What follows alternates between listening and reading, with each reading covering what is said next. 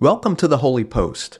During last week's presidential debate, Donald Trump amplified a false rumor about Haitian immigrants eating people's pets in Springfield, Ohio. Since then, the community, which was already facing significant challenges, has been shaken by deepening divisions, racism, and even bomb threats.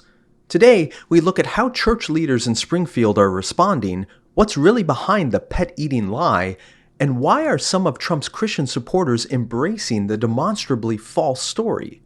Then I talk with Robi Damelin, an 80-year-old peace activist that I met during my recent trip to Israel.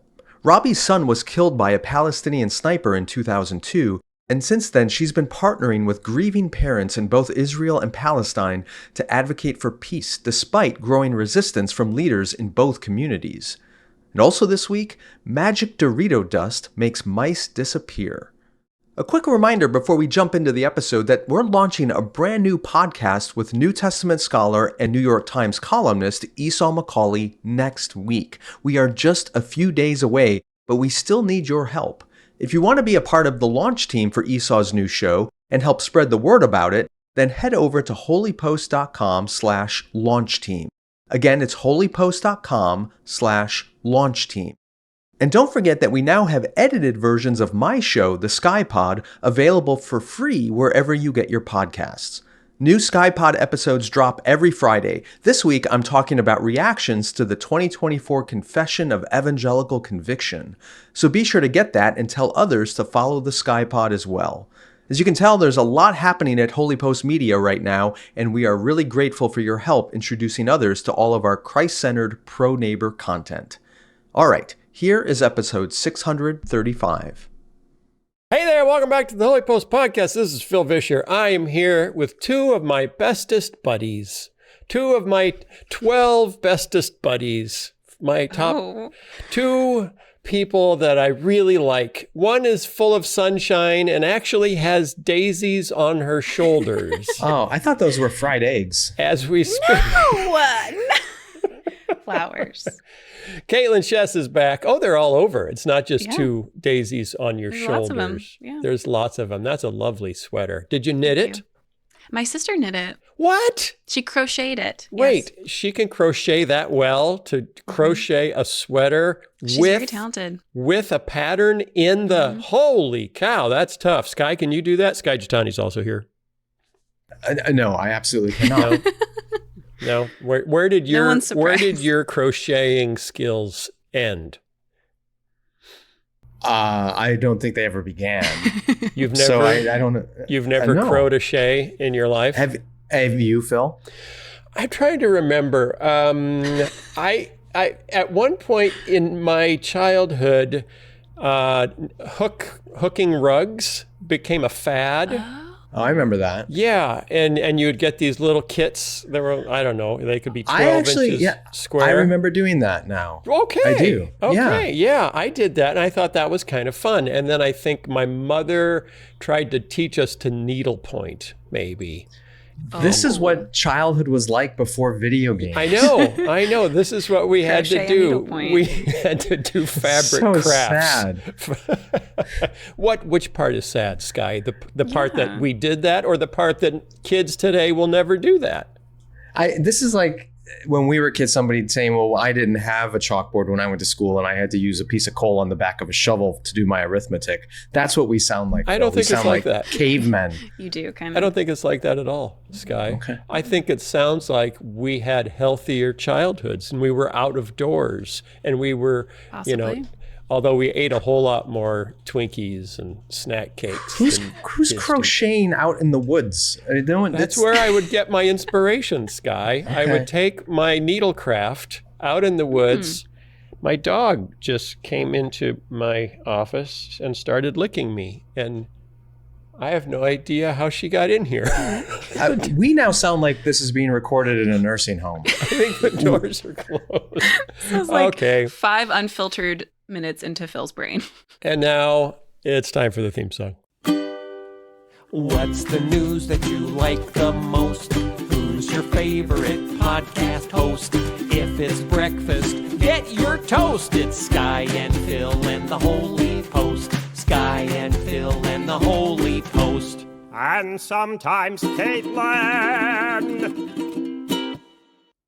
Today's episode is sponsored by Sunday's Food for Dogs. We've been talking about Sunday's Food for Dogs for a while now, and I gotta say, our dog Keena really loves the stuff, and so do we. It's healthy dog food that's easy to store and serve, made from a short list of human-grade ingredients. Sunday's contains 90% meat, 10% superfoods, and 0% anything unhealthy or artificial. Unlike other fresh dog foods, Sunday's is air-dried, so it doesn't require refrigeration or prep.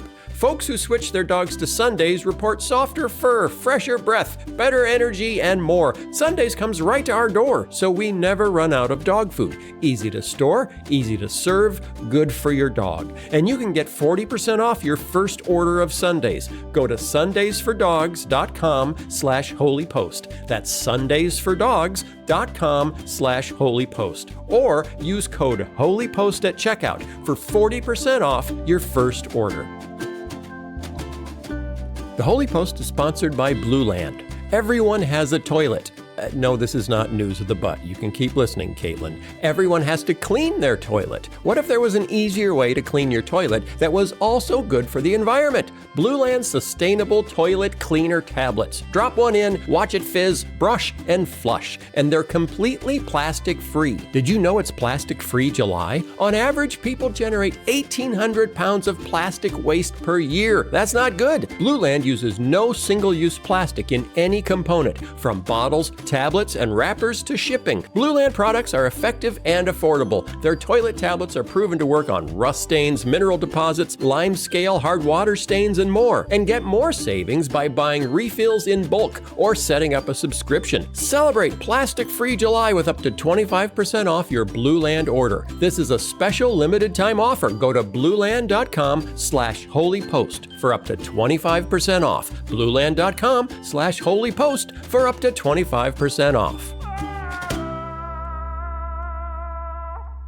It's been an interesting week, and there's a really important story that we need to start with. We can't waste time with nonsense. We have to go right into this really important story because we've just learned that the dye in Doritos can make mice transparent. Wait, what? Dum, dum, dum. Caitlin, haven't you always wanted to be invisible? No.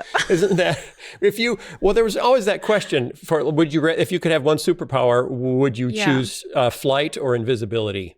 Mm-mm. Oh, what do you mean, You got to pick that's one. That's not an option. Those are the only two options? Yeah, flight or invisibility? Or invisibility. Yeah. Which one would you choose, flight or invisibility? Flight, then, I guess. Okay. I don't want to be That's invisible. interesting.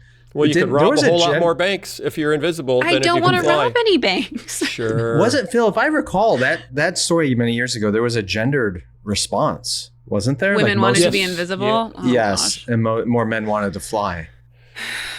Okay. Why are you Sorry for huffing? defying gender expectations. Yeah. Why? Why does that bother you? You do. Well, because there's probably some pretty bad reasons that women want to be invisible. Probably are. Yeah. That's not really what I wanted to talk about, though. Yeah. A food dye that helps give certain sodas and snacks their hallmark orange hue renders mouse skin almost completely see-through in a reversible, potentially non-toxic research method. I like potentially is doing a lot of work there. Yeah. Potentially non-toxic research method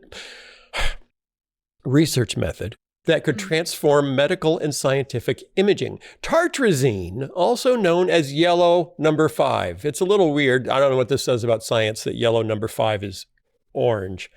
Can temporarily turn biological tissue transparent to the naked eye. What? Isn't that the opposite of what a dye is supposed to do? Yeah. Yeah. The method is simple. In short, massaging tetrazine solution into hairless mouse skin over the course of a few minutes or using microneedling achieves, quote, complete optical transparency in the red region of the visible spectrum. Wash the dye away, and the skin returns to its natural opaque state. What were they doing? What made them do this first? It's Rubbing obvious. Doritos on mice, you know. I bet this is one of those things that happened by accident. Some scientist was eating his lunch And picked up having lots of Dorito dust on the fingers, What? picked up a mouse, and suddenly realized I can see right through him. I can see the organs. Yeah. Can they see Yes. inside them? Yes. Oh my gosh. They could see, yes, they're thinking that it probably, they haven't tried it on humans yet because they want to know if it has any toxic effects. So they're, But we eat this all the time. What do you mean they don't want to? it's the amount. I think it's the amount. I don't know how much is in a Dorito, but they rub a lot more on your skin, apparently. Oh.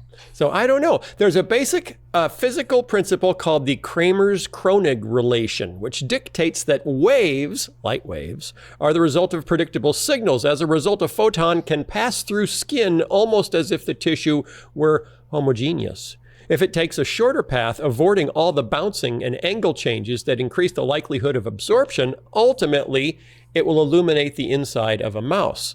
So somehow, in fact, one scientist they interviewed in Popular Science said, I was kicking myself that I hadn't thought of it because the process is so fundamental. It's one of these moments where it's blindingly obvious, but you need someone else to tell you first. It makes so much sense in retrospect. It's a, quote, triumph of fundamental understanding. Is there any application for this? Yeah. Like, what would they do with it? Yeah, well, you can't make an entire living mouse invisible. That doesn't work.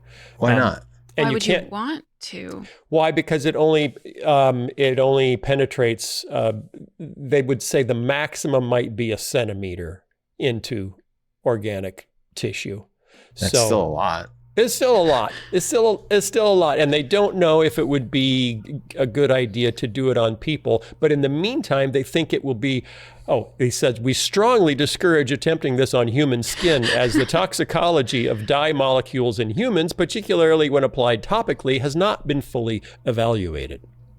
But if yellow 5 dye does prove safe in topical applications for humans, it might eventually be used for purposes as varied as early skin cancer detection, easing the process of routine blood draws for people with hard-to-see veins. Oh, weird. Speeding up laser tattoo removal. Oh, let me get a bag of Doritos and we'll get this tattoo off you in no time. Or supercharging photothermal cancer treatments so you can reach a tumor easier if less of the energy is being absorbed by the skin because the skin is transparent. Whoa! That'd be kind of freaky, though, to look down and they've made part of your skin transparent. Yeah. When you were like in elementary school, did you have that guy come in that wore like the bodysuit where you could see all the organs and he would explain the systems of the body? Yes. This again, Caitlin. I think it's against the law now because it's so creepy. It is kind of creepy, And but that skin would tight. be... Wait, this was That like would- such a universal experience that you both share this? Yeah, absolutely. This was how everyone Was learned there one anatomy. guy going around? One with guy. a suit? There's one guy. Yeah. I think he franchised. I think you had to like buy into it and get your bodysuit and pass the test to perform properly.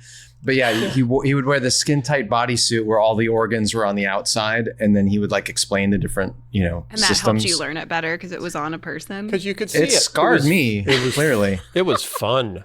Ooh, Oh my fun. gosh. But then you went to the Museum of Science and Industry or other science museums, and they had the transparent people models. Well, they had body worlds. It's called body worlds that would worlds. light up Yeah. different parts of them, and that was exciting too. That's how we learned things before the internet, Caitlin. We had to go to museums and look I at love museums. big plastic models. See, that's Wait why a minute. you wish you would have grown up when we grew up, because your life would have been so much richer. Phil, you're talking Debatable. about like the plastic mannequins with Yeah, the light I'm not talking like, about the body works where Yeah. those are Yeah. creepy. Those Yeah, are I did that. I went to that with my dad. He was Yeah. a physician, and he Yeah. was like, explaining. That really creeped me out. I did not I like don't, that I at all. don't, I don't like. Let's take dead people and strip them down to their veins and fill them with plastic and pose them in action. Yeah, okay, I don't want to poses. talk about it. It's That's gross. weird. Okay, Yeah. Phil, I'm worried that what you have done just now is encouraged any children who are listening to Yeah. get some Doritos and just rub them all over themselves. Yeah. Well, it won't work. because it just doesn't work that way. Yeah, there's some parent somewhere, though, that's like, thank you for encouraging my kid to cover wouldn't it be themselves in fun- Dorito. Wouldn't it be fun if a kid comes in covered in Dorito dust and says, "You can't see me. I'm invisible." I think that would be a great Super Bowl ad. All right, we'll get to work on that. Some things happened last week that we probably need to talk about. There was a debate. Did either of you watch the debate? I did. Yeah, I was debating whether to watch the debate. I was debating up until the last minute because I didn't know how it was going to go, and I didn't want to be stressed. But then I thought, okay, I actually, my wife bought a piece of furniture that I had to put together. You know, when it comes in a box and it takes 38 hours to try to Allen wrench everything together. So I had to do that. And so we said, okay, we'll just have the debate on as background noise. But I have to say, it was riveting television. That it was. It was quite interesting. What did you learn, Caitlin, from the debate? Is there anything, bring your political science mastery to bear on what you witnessed? I do think one of the interesting things is a lot of people commented on how successfully Kamala Harris provoked Trump into getting off script and saying some unhinged things. I did think one of the more effective moments is towards the end when she kind of laid out why that was relevant, why it's relevant that he can be provoked into saying really unhinged things and not staying focused, and why that's not just funny television clip moments. That's actually indicative of someone who's unfit to be the president. Thought she did that very well. I also thought she did very well at refusing to answer most of the questions that she was asked. Here's also what I learned. I'd been speaking at Messiah University that whole day and did not watch it that night because I was exhausted, and I watched it the next morning. And I will say, I do think especially for people on the East Coast, it is worse to watch them at night, which I watched the last one at night. When you are exhausted, you have less resources for sustaining your well-being while watching that stuff. So I would just say in the future, if there are other debates, other races, and you're like, I want to be informed, but I also don't want to be destroyed internally, I would recommend waiting until the next day and taking it in some small doses, which is what I did. Okay. That works. There was a ton of news, and it's turned into a fairly large story. A little detour Donald Trump took into they're eating the dogs, they're eating the cats, they're eating the pets of the people who live there. The there being Springfield, Ohio, a town of 60,000, which has had an influx of about 15,000 Haitian immigrants over the last 5 years. And it's created some tensions, and it created a little Facebook rumor that Haitian immigrants were stealing people's household pets and eating them, which had already been debunked by local officials before the debate. But Donald Trump decided, because he was provoked and he needed to pull out the big guns, and this was the biggest gun that he could find at his disposal, was that Harris, through her border czarship, had brought in cat eaters from Haiti. Okay, there's obviously a bazillion things that is just bonkers about this, but what was really strange is this false story didn't even come up in the context of immigration, right? Yeah. I mean, that would almost make sense. It came up in the context of Kamala Harris saying that Trump's rallies are boring and people leave early. And that's where he threw out the eating cats and dogs thing. Like, it just completely went off his He had that rails. in his back pocket. And so he was probably just wondering when to pull it out and throw it like a hand grenade. And he got so triggered by an insult to his rallies that he just started pulling stuff out of his pockets and throwing it. Is that where he pulled it out of? Yeah. Well, yeah, he pulled it from his VP, apparently. So Christians have been responding to this, both in good ways and in less good ways. Russell Moore wrote a piece in The Atlantic stating, the headline is, Trump's lie is another test for Christian America. The accusation that Haitian immigrants in a small Ohio city are abducting and eating their neighbors' cats and dogs relies not on one falsehood, but on a web of them. The rhetoric evokes racist tropes about savages who do not conform to our civilized Western world. There's also a religious angle, the idea that Haitian refugees are voodoo occultists who might be worshiping the devil. And then Moore says, as an evangelical Christian who actually believes in the existence of Satan, I agree that we can indeed see the work of the devil at play here, only it's not on the menu of the Haitian families, but rather in the cruelty of those willing to lie about them. So he goes on kind of calling to task Christians who are willing to spread malicious rumors about minorities and people who have fled violence and fled oppression and poverty in their own countries, and painting them in a negative light to turn the attitudes of Americans against them. Okay, two things before we go deeper into this. First of all, Yeah.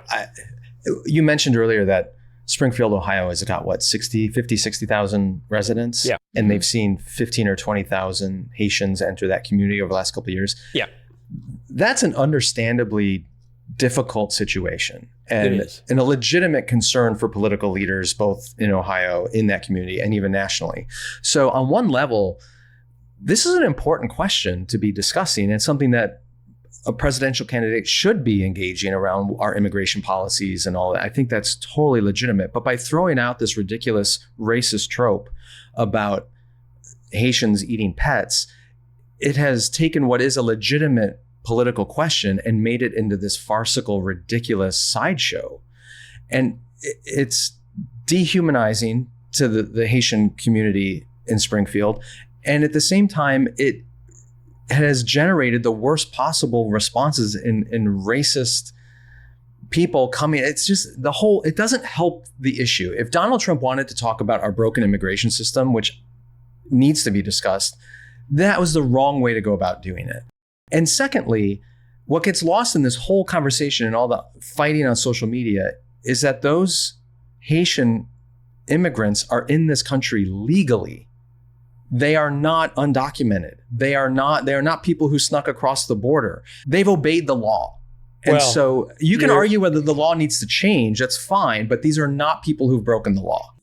The Haitians have come to Springfield looking for jobs and attracted by the presence of other Haitians. So it has been people moving there on their own accord. There weren't planes hauling in Haitians and, setting them up there. So there's been a lot of... But they're not undocumented. No, that's my point. No, they're not. It's not illegal for them to be there. We've come to the conclusion that anyone from another country that is causing trouble here or inconveniencing anyone here is illegal and shouldn't be here. So I tweeted about this. Again, I'm embarrassed to say I tweeted. But I mentioned the claim that migrant crime is exploding, and now the claim that migrants are eating our pets, and just said our willingness to believe claims with no factual support simply because they paint migrants in a negative light shows how thoroughly we're failing to love the least of these. That went a little bit viral on Twitter. It's been liked 4,300 times, which is very high for one of my tweets. It's been viewed 500,000 times. It has led to 1,000 comments in response. I'm sure all very thoughtful. Many of them are negative. Many of them are negative, and they're from Christians, and they're attacking me for ignoring the damage that illegal aliens are doing to America. When my point was, we shouldn't spread falsehoods about migrants or believe them simply because we don't like migrants. And people went a little bit nutty. And it's like 3 days later and people are still yelling at me because I don't care that, a young boy was killed in a traffic accident by a Haitian immigrant who was driving without a license, which is tragic, but also has nothing to do with the point I made. Why Isn't it just as wrong to say we shouldn't be spreading lies about Donald Trump?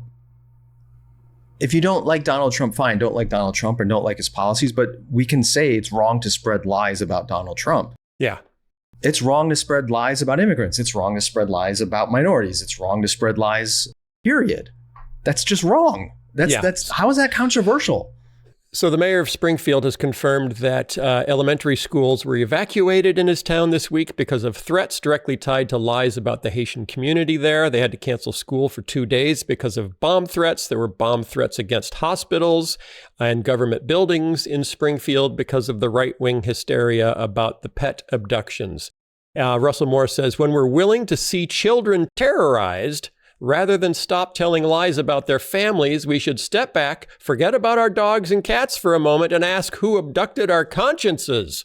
Oh, you go, Russell Moore. You go. Caitlin, help us out.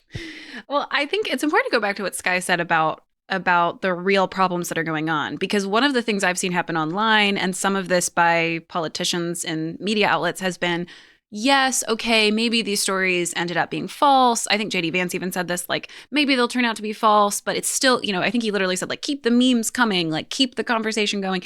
And I've seen other people say, oh, like, this was so helpful because Trump directed attention to a community that is struggling. And if you had to use a lie to get there, so be it.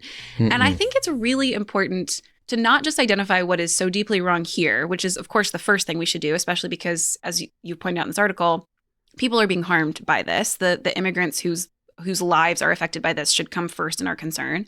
And then we should say, what's the underlying dynamic here that is a problem in this particular instance and is a problem in other instances and that I might be prone to as well, which is the logic of, if you got to tell a white lie to get your political goal passed, you might have to do it. That's kind of the logic that's here, is like, if the end result is good, the lie might be justified. Right. Michael Ware has this great line where he'll tell people, if, politics is not in a separate sphere from the rest of your spiritual and moral life, which is something I say a lot too.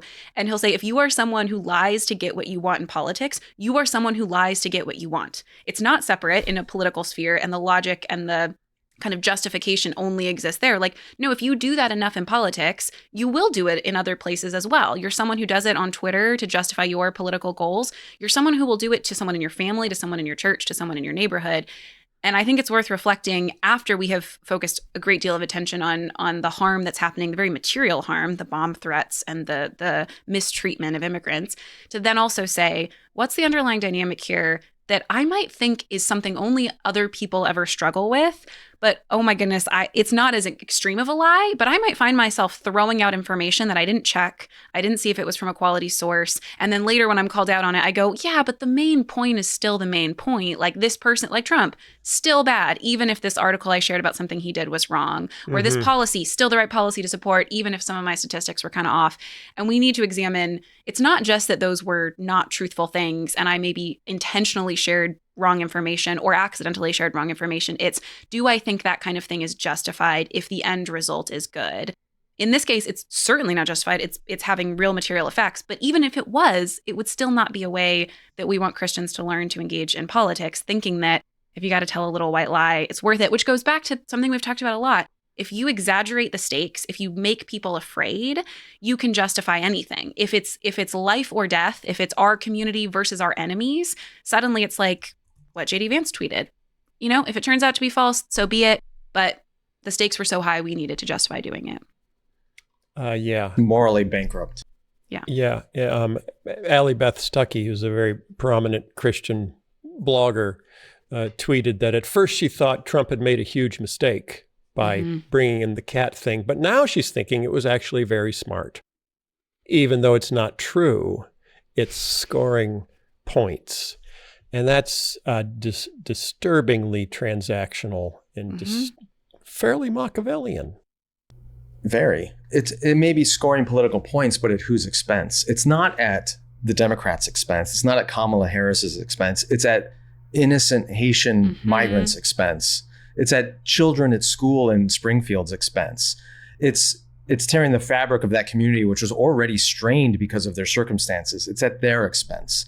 And that's horrible. I mean, it reminds me a little bit of what was happening. Again, I think our immigration system is profoundly broken, and we've done a lot of reporting on that. Needs reform, but you had all these people entering border states, and some of those governors were overwhelmed by the needs that were coming in. And so to take some of those people and put them on buses and airplanes and use them as political pawns and ship them up to Martha's Vineyard or whatever, like, okay, fine, you're making a political point, but look at the innocent people whose lives are being impacted and destroyed because they're pawns in your political game. Yeah. And that's what's sickening to me, is when politicians are willing to use innocent people, including the poorest and most vulnerable people, as just figures in their game that they don't care what happens to them. And that's what's so sick and disturbing in all this. Yeah.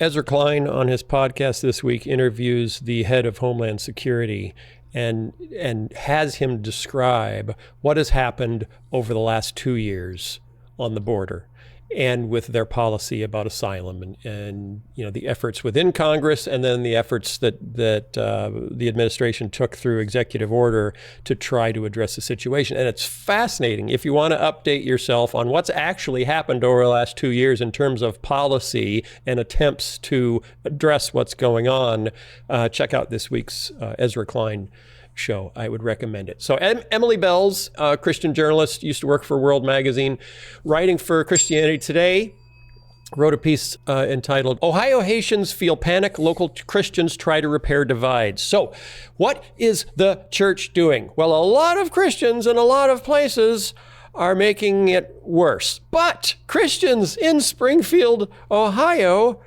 are trying to help. Pastors at some of the largest local churches joined meetings, press conferences, and phone calls this week to debunk misconceptions about Haitians and the situation on the ground. Local pastors, in interviews with Christianity Today, said the social fabric of the community has been ripped apart, with real-world consequences for locals and immigrant neighbors in their own churches. Some schools and government buildings were shuttered last Thursday over unspecified threats.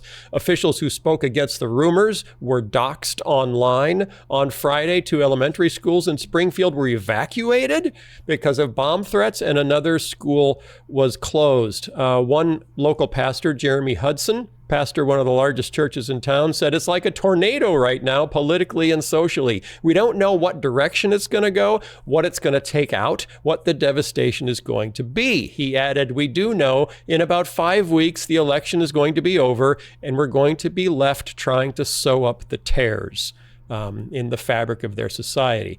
And Emily interviews a number of pastors, local pastors, talking about what they're trying to do to help the Haitian community through this, because Haitians are terrified that they're going to be targeted with violence. Pastor Carl Ruby of Central Christian Church has spoken in support of the Haitian community and saw Facebook comments in a local group that he needed to be run out of town. So pastors are standing up for the Haitians and are taking flack for doing that. Most of what local churches in Springfield are doing to minister to arriving Haitians is providing language classes. The Nehemiah Foundation, an umbrella organization connecting churches and Christian nonprofit work in Springfield, is working with churches to start a large ESL program. The conclusion was the pastors are asking for prayer to try to get through this, because it's created such a firestorm of anger and suspicion and resentment in what was already a straining situation. It's not ideal for a smallish town to have an influx of 15,000 people who don't speak English and try to figure out how to help them learn the language and incorporate into the community. But Christians should be making the situation better, not making it worse. First of all, I just want to applaud those leaders in that community. I know there's many, many, many others that aren't being profiled in the CT, but from school teachers, local people in their communities, church leaders, volunteers, all kinds of people that are stepping up and trying to do the right thing, trying to love their neighbors, even the neighbors they didn't choose. What an admirable and inspiring example of what Christian love should look like, of what neighborly love should look like.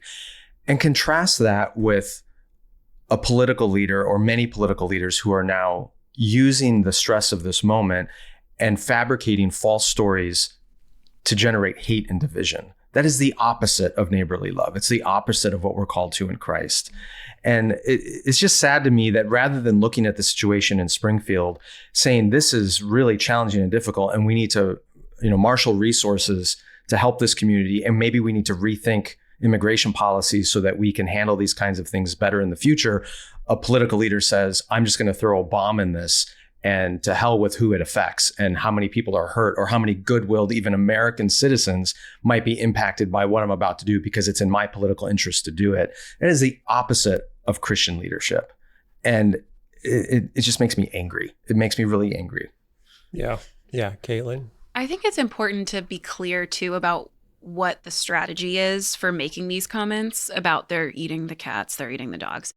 It's not even like that is it's not even like the main strategy there is they're doing something bad and we need to get them out. If that was the main strategy, you would just talk about the instances of violence, right? These very isolated stories that get pulled out and treated as if they're representative of this whole population. There's something that has taken off with this. They're eating the dogs, they're eating the cats, which is a way to say they are not people like you. They are fundamentally different from you. Yes. And what's so crucial as a Christian response is, yes, welcoming the stranger, loving your neighbor. How often in scripture, nations, not just individuals, are judged by how they treat foreigners. But there's also this fundamental Christian belief about what determines who is like you and who is not like you is rooted first in the image of God, that we are all made in the image of God. But the CT article also said that the Haitian church is the fastest growing church in Springfield, one of the pastors said. And so there's also a really crucial Christian response to be made here, which is to say, there are powerful political forces that are profiting off of telling you who is like you and who is not like you. And the Christian response to that should be, especially for those who are believers, it says in Ephesians 2, we were strangers and foreigners, and now we are fellow citizens and members of God's household. And what is most fundamentally true of us who are in Christ is that we belong to one another, that we are more similar to each other than we are different by our nationality, by our biology, by our culture. And then to say on top of that, part of what it means to be the family of God, described in the Old and New Testament, is to be hospitable to those who are not yet a part of the family of God, to reach out to them and to love them.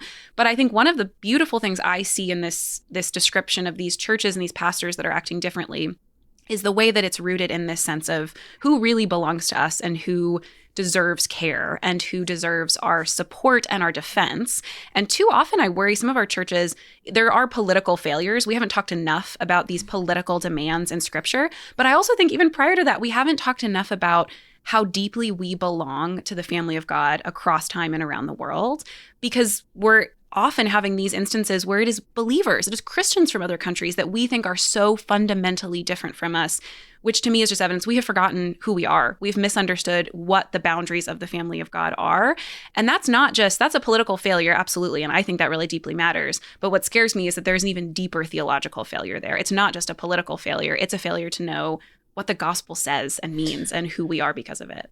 Well, to your point, Caitlin, part of what Max Dupree famously said, that the first responsibility of a leader is to define reality. And part of being a leader in the church is to help your people define reality. Who are my neighbors? Yeah. Who am I obligated to? All that. But it's also part of a political leader's responsibility. This gets to the fundamental reason why I cannot and haven't ever supported Donald Trump. And interestingly, Vice President Harris kind of pointed this out in the debate. He is a man who is fundamentally detached from reality. He does not see the world as it actually is. Therefore, he makes bad decisions in it. But the other side of it is because of his influence, he defines reality for other people. And he's defining Haitian migrants as other, as savage. They eat pets. He defines immigrants as people who are poisoning the blood of America. And many people accept his vision of reality and they act in accordance with that. And it's causing division and destruction. And you can hear the pastors in their anguish as they're responding to the situation in Springfield because of the reality that Donald Trump has unleashed on their community. This is what's interesting, because so many on the right want America to be more Christian, but they want it to be less composed of immigrants. 47% of the world's migrants are Christian, by far the largest group of migrants. Christians make up 30% of the world's population, almost half of the world's displaced people right now, particularly in the Western Hemisphere. About 29% of the world's migrant population is Muslim. That's largely within Europe and the other side of the world. So when we're talking about migrants coming to America, we are typically talking about Christians coming to America, making America more Christian. And yet that's not acceptable because they're not us. Well, maybe in one way to put it is there's a segment of this country that wants America to be more Christian, but they want it to be less Christ-like. And you can't do that. That is inconsistent, but that's what they're advocating for. When they're using lies and hatred and bigotry and division, they want it to be more demographically Christian. But when you press, but do they more Northern European Protestant is what they want, and Haitians do not qualify as Northern European Protestants. Yeah. So what do you do, Caitlin, when you're out on the road, like you always are, airports, speaking, doing glamorous things with glamorous people? Right. And somebody says, we need to stop accepting immigrants because they're dangerous and they are ruining America. What do you say? What do you say, Caitlin? Partially to Skye's point earlier, it's like these are slogans that we pick up from the internet that are not actually connected to policy proposals very often. And I think actually what some of the CT article points out is that if you are in the weeds, both of caring for people's material needs and of the particular policies that are needed, it moves you further away from the abstract, often dehumanizing political rhetoric. So I often encourage people, I have very rarely had people say quite what you said to me, but I have had people express discomfort with what they perceive in their community, or very often it's not in their community. I think there are other communities in the country that are being torn apart by really high rates of immigration. What I will often say is make sure you're talking to people in those communities, not just hearing what you find online about those communities. And often telling people, like, there are ways for you to get very practically involved in this question that could show you what the actual dynamics are and not just the kind of political talking point versions of those questions. The other thing I would say that's really important that we've talked about a ton on the show is there is a Christian way to be concerned about important political issues that affect the material needs of people.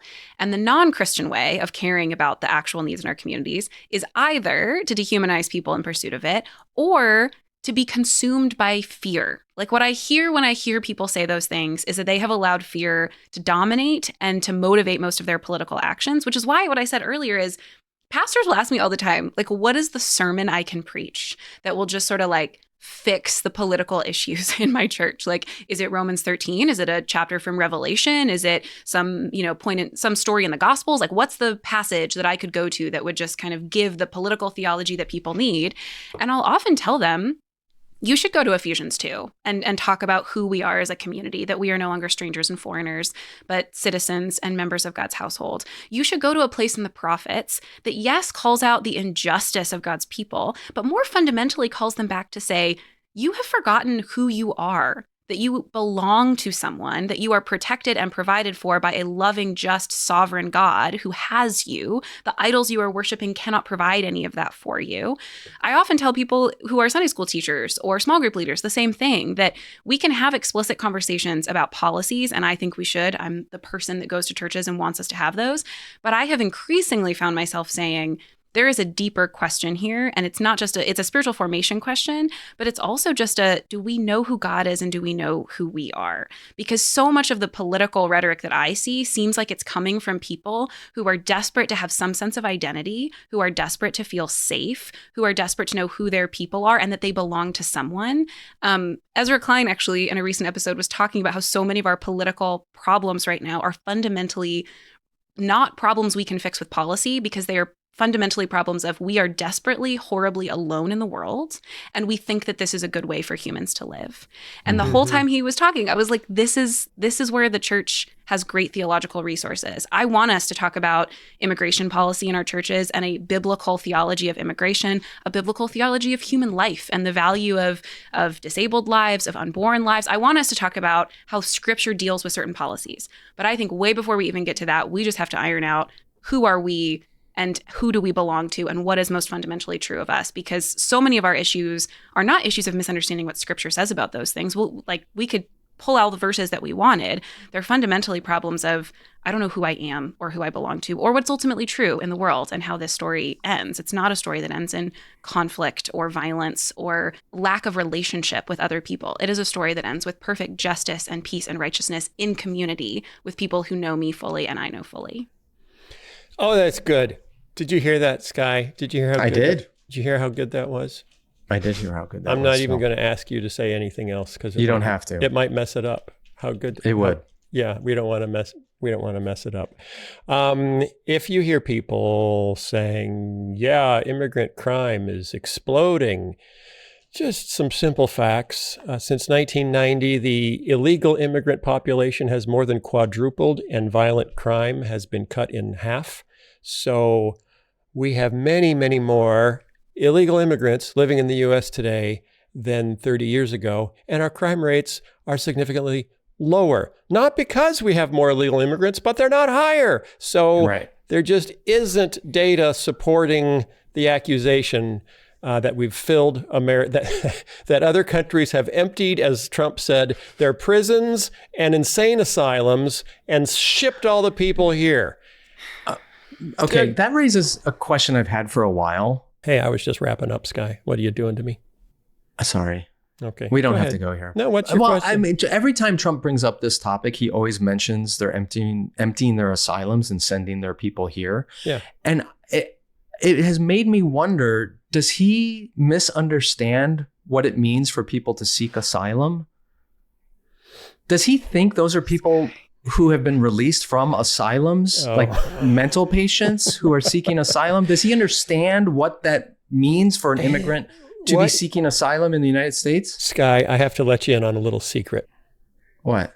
What he says is not based on understanding. Well, that's what I was saying earlier, that my problem is his fundamental misunderstanding of reality. But it's not even about understanding or misunderstanding. It's about political expediency. What is the most politically expedient thing for me to say right now to these people in front of me? And whether it's true or not isn't even a consideration. Okay, everybody, thanks for coming in.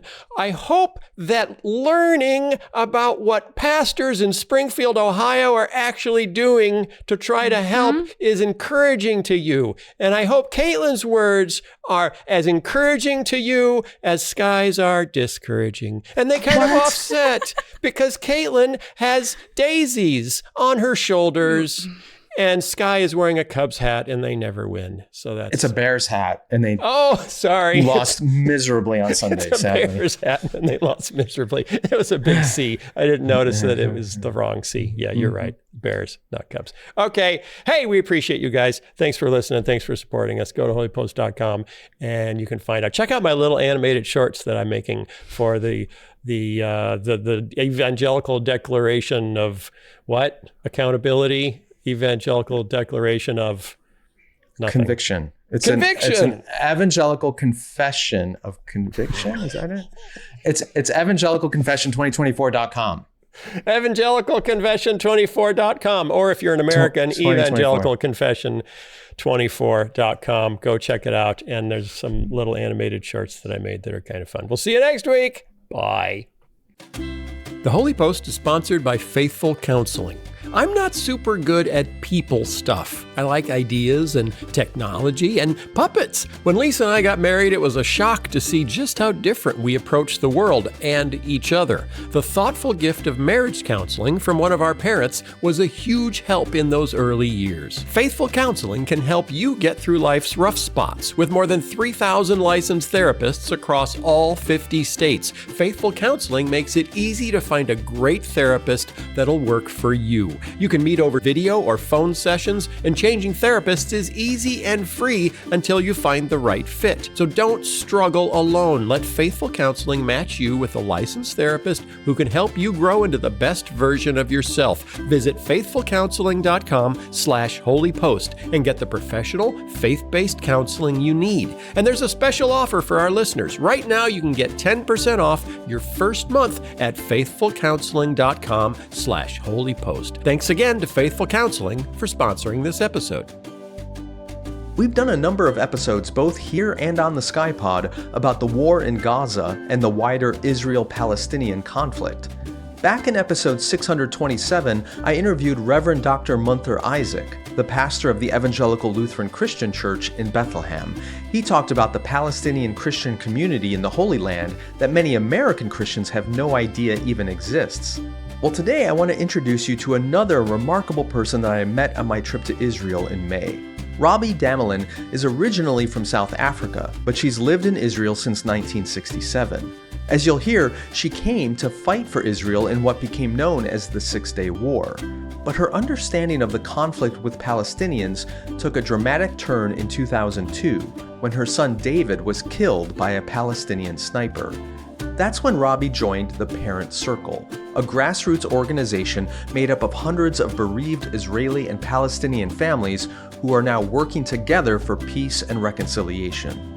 I spent a day with Robi in Israel. She introduced me to other members of the Parent Circle, including its newest members, those whose family members were murdered by Hamas on October 7th. What's remarkable about Robi and the other members of the group is that rather than seeking revenge, their grief has made them seek empathy, understanding, and ultimately reconciliation. But my day with her in Israel was surprising because along with the very emotional meetings, I was struck by Robi's infectious joy, her sense of humor, and her biting wit. She regaled me at dinner with both hysterical and horrible stories of her childhood in South Africa under apartheid. And I won't forget her roar of laughter at dinner when a very large cockroach crawled up the leg of another American at the table with us. All that to say, Robi Damelin is one of the most interesting people I have ever met. Apart from this interview, I suggest looking her up online or on YouTube. She has done TED Talks and addressed everyone from the United Nations to the Aspen Ideas Festival. She's been featured on CNN, the BBC, and virtually every other news outlet imaginable. And I'm delighted to have her on the Holy Post.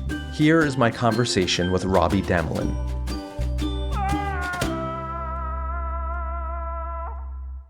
Robi Damelin, thank you so much for coming on the Holy Post. Thank you for inviting me. Well, it was a pleasure meeting you a few months ago when we were together in Israel. I want to begin for our audience just hearing more of your backstory. Tell us a little bit about when and how you first came to Israel. Well, I was born in South Africa, grew up in the anti-apartheid movement, mainly to annoy my parents. I think I was in that movement because I really didn't understand all that well, but I did have a sense of the injustice of apartheid, but didn't really know how to fight it. I did it in a very ignorant way in many ways, and today my life is very different. But I came to Israel in 1967 to save Israel in the Six-Day War. Didn't make it on time to save Israel, but ended up working in a chicken house on the kibbutz as a volunteer. I'll never get Newcastle disease because I had to inject the chickens, but mainly I injected myself. So I think because you had to hold them and I did it. So that's when I didn't come to Israel to live here. I knew I wanted to leave South Africa, but I really wanted to live in the States or in England. And life took its course and I got married here and had 2 children. But that origin story of wanting to fight against apartheid in South Africa and then motivated to come to Israel to participate in the 6-Day War to support Israel shows that you have a, let's just say, an activist instinct in you. Well, I think I told the story before, but, if you look for your first act of social justice, think about your life. Most people who volunteer or become activists can look back and find out what the first act of social justice in their life was. And for me, it was like at the age of 5, the man who delivered the milk to our house came with a horse and cart, and he used to beat the horse. And I'm a big animal lover, so I couldn't bear that. And I enlisted my friend Barbara at the age of 5, and both of us went off to the stables where they kept the horse at Giskin's Dairy, and we stole the horse, and we brought it home and put it in our tennis court.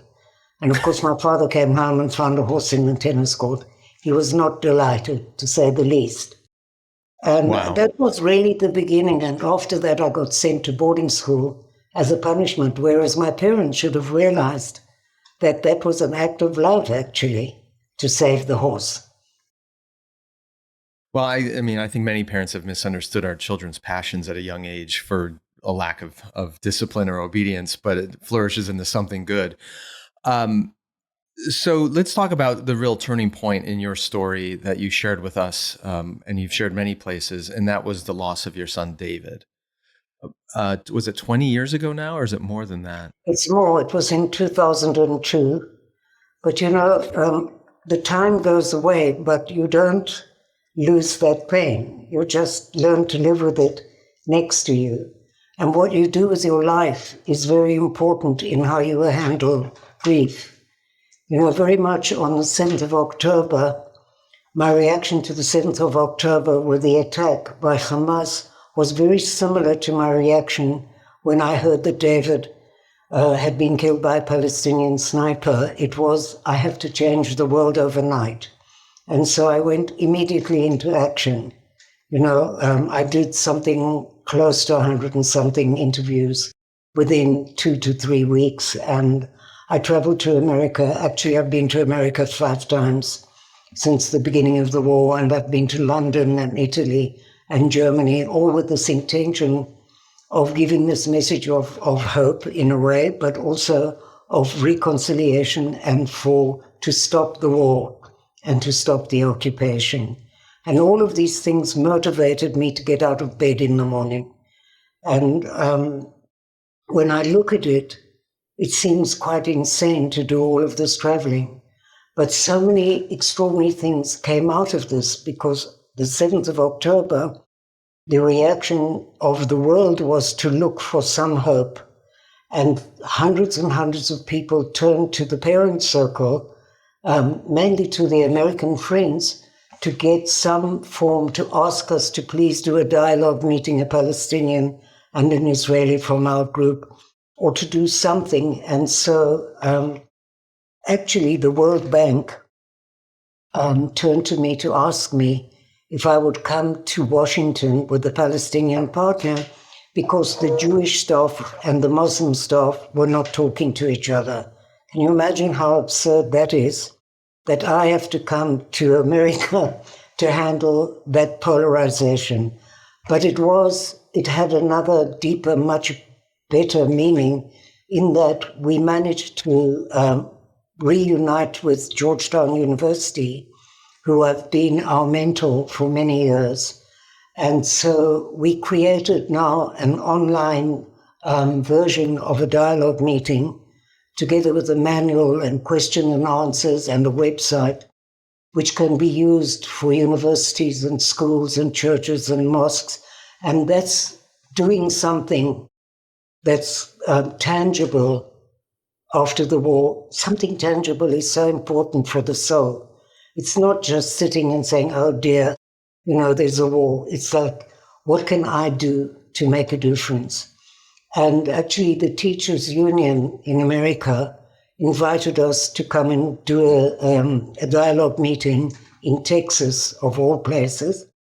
And I found myself in Texas 2.5 weeks ago. And we gave a dialogue meeting and explained the whole program to the teachers' union, and they have now endorsed it. So that's wonderful because it can get to so many public schools and educate people in peace working and how you can actually listen to somebody with empathy, even if you don't agree. And then we met with the president of NYU, University in New York, and actually on the 15th of September, I will be in New York again, just in case I haven't been there enough over the past couple of months. And we're going to launch this whole project. And, you know, I was in Aspen at the Thought Festival with Jonathan Zeigen, who is the son of Vivian Silva, who was my friend, who was burnt to death on the 7th of October. But the extraordinary thing is that her son has taken up the torch for peace now. And, yeah, we were together with you and him in Tel Aviv or in Jaffa not that long ago, and his story was just stunning. And he's just heard that a human rights group in Gaza actually have put a plaque up in Vivian's memory in Gaza now. Can you believe that? I think that's very moving. So it's understanding how you get to this point. And for me, that's the most important part of the work, is understanding why. And we were in Aspen together. And here's how these machinations work. I was sitting at a table with a woman and I asked her what she did. And she's from Ogilvy, the advertising agency. And they're going to do our work pro bono, and they will, together with New York, NYU University, they will present and launch this whole program for the States. And the other day I did a talk to about 20 different ambassadors from Europe, and everybody's interested to have this program because it's like a way to work. So here comes out of this little idea something amazing. And I think instead of sitting around moaning and groaning, I think if you get up and do something about anything that's important to you. And for me, it was the understanding after David was killed, how could a person get to the point? I mean, one of the first things that I said when the army came to tell me was, you can't kill anybody in the name of my son. And so it must have been something there that I was going to do with my life. It changed my whole life. It's life before David was killed and life afterwards. Let me go back to that, because I think that's such a critical piece of this. In my distant study of the conflict in Israel and Palestine, it feels like the story is one of violence and vengeance, which then turns into another cycle of violence and vengeance. If there's going to be any peacemaking work, there has to be a willingness to not seek revenge for what's come before. What enabled you to say that to the soldiers when they came and told you about David? No idea?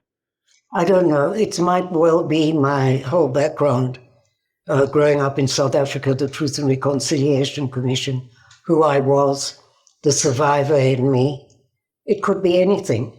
But it was very predictive of what I was going to do with the rest of my life. I mean, I was looking almost immediately for something that I could do to prevent other mothers from experiencing this pain.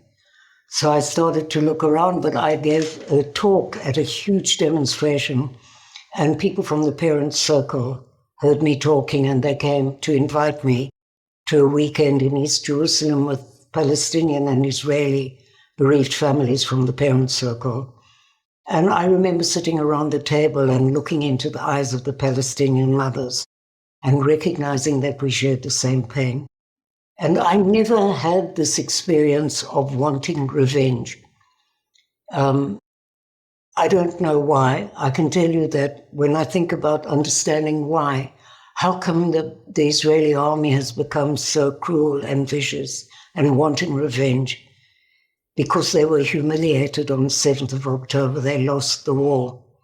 And for Israeli men, or for any men for that matter, or women who were defeated and feel humiliated, a very natural consequence of that is revenge. So after that weekend, I closed my office and I started to travel all over the world. And I thought it was really quite a big deal. You know, I could speak English. I mean, you don't have to be brilliant to speak English if you were born in South Africa. And I spoke in Congress and in the House of Lords and in all these weird places and in hip-hop concerts, wherever I was invited together with a Palestinian. And that's when I really recognized that our message isn't local. This is a message for everybody. Learn to listen with empathy, even if you don't agree, because that's the beginning of ending conflict. And so... Sorry, before you connected to the parent circle, did you have close relationships with any Palestinians? Well, not Palestinians from the West Bank, because there was no connection, but I worked with an organization called Peace Child, which was Israeli and Palestinian Israeli kids meeting in schools. And most of my office I had a PR office, which was mainly, I had so many pro bono clients that I can't say that I became rich from that office, but I had a few big clients who paid for all of the pro bono work.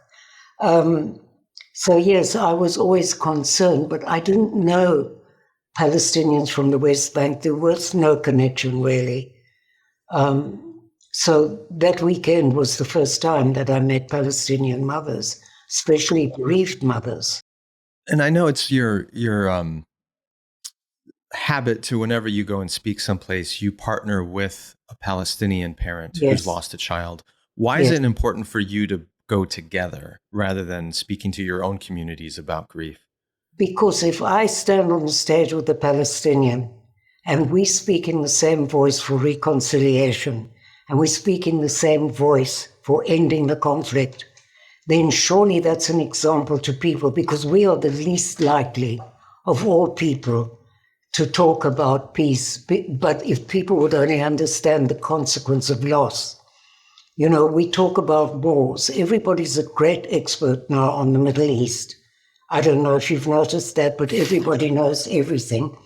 And if you will ask them what is the name of a child that was killed in Gaza last week, or in Israel, or what's the name of a woman or a soldier, I promise you they couldn't name one. Or what's the name of a hostage?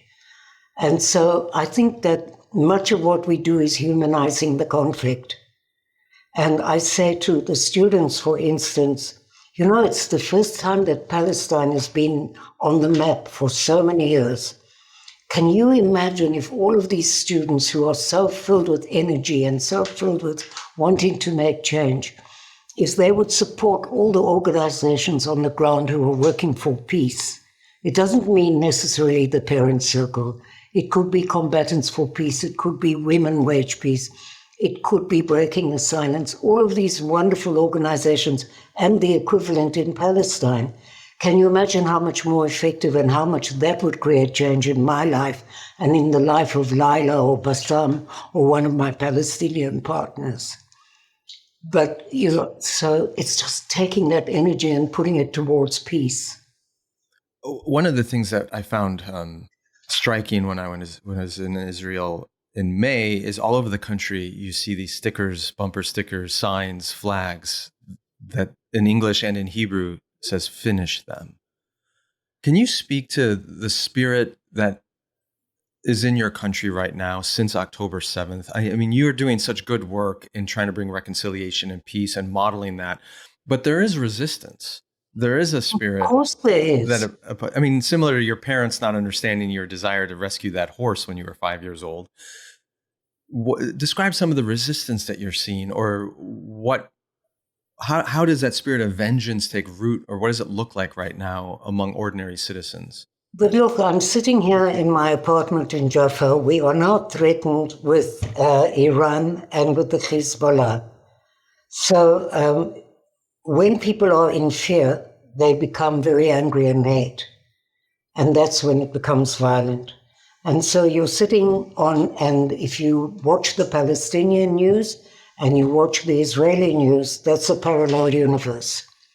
And so how do you know what's really true?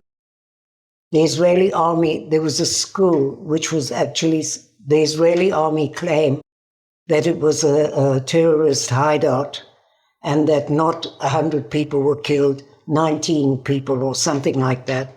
What difference does it make? People were killed. All those families now will be mourning for the rest of their lives. Everything changes when you lose a human being from your family. I don't care what they were or who they were. They all had mothers. I promise you, all the mothers feel the same pain. And so looking at Israel at the moment, of course there's so much anger. It's also the fear. Look, Iran can simply send rockets like they sent 300 rockets in April. That could happen. It could land on my building. So what shall I do? Shall I go into this fear mode and be so angry because they're spoiling my life? Or shall I try to change something and try to get and to understand how a child who grew up in Gaza, who has every 2 years there's a war, every 2 years he hasn't got a shelter, he's got nowhere to run, he's got no freedom of movement and probably no hope. So what kind of an adult grows up out of that? And then look at the Israeli kids who live on the towns bordering Gaza, who since they were small children have been loaded with rockets day and night. And so those kids, some of them wetting their beds at the age of 12, are in a state of trauma as well. So what kind of adults will they be? So we have to change the situation. People cannot put themselves in other people's shoes. I don't know where you live. Tell me where you live. I live in Chicago. Okay. So what's the nearest town to your town in Chicago? Well, Chicago's a very large city, so it's... Oh, no, I've been to Chicago many times. Right. But what would be the nearest state or... I mean, an adjacent state would be Wisconsin. Okay. So the guys in Wisconsin suddenly start shooting rockets into your town. You think people don't put themselves in the shoes of others? They don't see a little boy standing in Gaza holding a cat and saying to his parents, I can't leave if you don't let me take my cat. Or a little girl who was taken hostage coming out with her little dog called Bella. How, if you don't see, that's the result of conflict. If you don't understand the human loss, if you don't understand the pain that's around all of that, if it's just all a bunch of numbers to you, how will you ever see the humanity in the other? And so, it's like all this work that I was doing when the army came to tell me again, they knocked on my door and I opened the door and there were 3 soldiers standing there, and that usually means something terrible. So I slammed the door in their face. But they came to tell me that they caught the man who killed David, and that's when it became really difficult. Because that's when you are put to the test. Do you mean what you say? You can run around the world talking about peace and love and rainbows and read bad poetry and all of this stuff. But do you actually mean it? And this is a test. There are so many tests that come along the way. And I, writing a letter to the family of the man who killed David, saying that we should meet and telling them that David was a student at Tel Aviv University, studying for his master's in the philosophy of education. He was part of the peace movement. So how could I not commemorate his name by working through peace education? All of this stuff is like your life over so many years, but what about the gratitude of being a catalyst in somebody's life who's gone from hatred to understanding the value of human life and wanting to work to end conflict? I heard you speaking about that story of reaching out to the shooter's family, and you weren't exactly encouraged by the response you got. But you spoke about how you no longer felt to be a victim. Explain that transformation and why reaching out to the shooter and his family freed you from victimhood. Well, the minute that I got, firstly, 2 Palestinians delivered the letter to the family, and you can imagine how shocked they were to get a letter from the mother of somebody whose son had killed their son. I think it took something like 3 years to get a reply from Thaya. That's the name of the shooter. And he said that I was crazy and I should stay away from his family, and that he killed 10 people to free Palestine. But you see, I knew from his parents that when he was a small child, he saw his uncle violently killed by the Israeli army. And he lost 2 uncles in the second uprising. There is your answer about revenge. I think he went and took revenge by killing 10 people. He said he did it to free Palestine, but I think that he did it as an act of revenge. He wasn't politically motivated. That was clear. So that's, again, understanding it's not condoning. I don't condone any violence. But when you understand why, it can be the beginning of restorative justice. And forgiving, I don't know what forgiving really means. Everybody has their own definition. But I heard 2 people in South Africa, one a man who sent people who killed the daughter of this woman, and she went to the Truth and Reconciliation Commission, and she said to the people that killed her daughter, I forgive you. And I wanted to know what she meant when she said, I forgive you. And she said, forgiving is giving up your just right to revenge. And then I met the man who actually sent the people who killed her daughter. It was not specifically for her daughter, but it was a bomb and it killed a lot of people. And he said, by her forgiving me, she released me from the prison of my inhumanity. And I think that's an extraordinary statement. There are extraordinary people all over this world. You just have to look for them and you'll be amazed. You know, we had on this Friday, we had a meeting of the Israeli women from our group, and there were about, I think, 10 new members from October 7th who came, 10 new women. And it was so moving to hear their stories. And one of them, there were 2 sisters whose parents were burned to death also. Their name is Inon. And the mother was an artist. And their whole house was burnt to smithereens. They were killed. And the mother had a studio, an art studio, and the fire just went to the steps of the studio. And so the studio was safe. And the mother used to make spirals, like a mandala, it's called. Mm-hmm. And so these 2 women, the sisters, brought some stones for all the 40 women that were at the meeting. All of us are members of the parent circle, some bereaved many years ago, some recent, and the new women from October 7. And all of us decorated a stone that we took, that came from the mother's studio, with a message. And I can show you.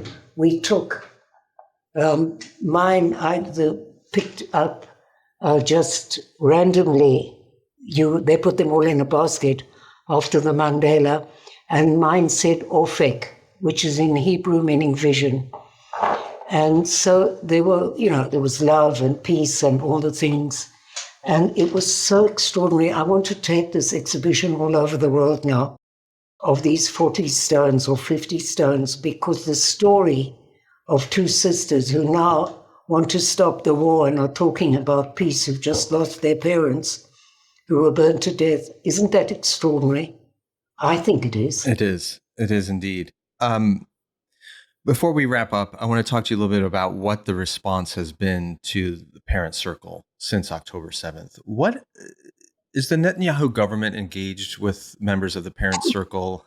You're laughing at me. I mean, your efforts to build empathy and peace.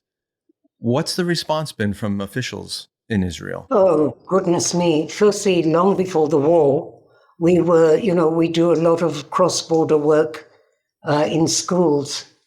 And so we were banned from schools before the war because it was threatening, to Messianic ideas. And so we've been working in schools for something like 18 years. Where a Palestinian and Israeli go into a classroom of 17-year-old kids, tell their stories of transformation, talk about peace, talk about seeing the humanity. And for most kids, they've never met a Palestinian in their lives. And so for them, it's like really eye-opening. And so the Ministry of Education, in its great wisdom, decided to ban us. And many of the headmasters were very upset because they've been working with us for years.